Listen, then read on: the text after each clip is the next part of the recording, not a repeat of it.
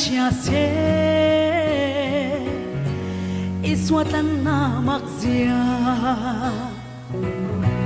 kan rilru kan taksa tharau tan na kimchu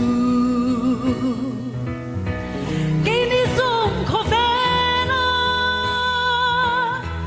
singino pa ila kan khosak na de chu vana an si a kan khosak na de chu vana an si a khobel tan khen be iswa kan om ta kan tan khobel bo chu khen be a om ta ke ni zong khofena singin om pa ila kan khosak na de chu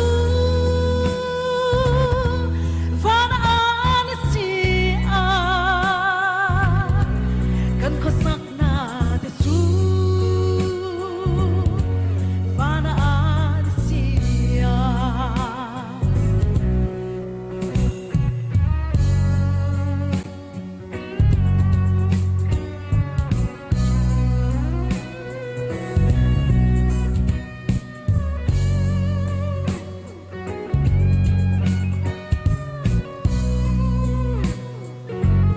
Patiana chuan mi sang khovel dan kan lo ni van khwale tui ni na dei tu de kan ni si ke ni zong khovena singin om pa ila kan khosak na de chu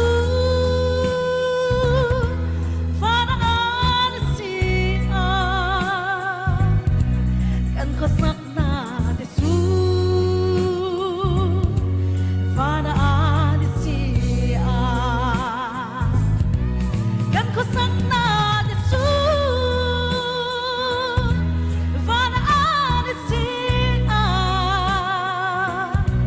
kan khosak na de chu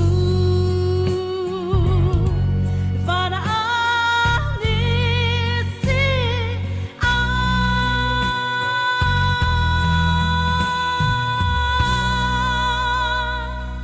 Thank you. A big round of applause for Miss Maliani. Ka video te min lo thlir sa ka wangin ka lo me khongai tangin subscribe the hin lo la tin lo nga ya like comment le share te min lo pek sak turin ka ngin che ang tha le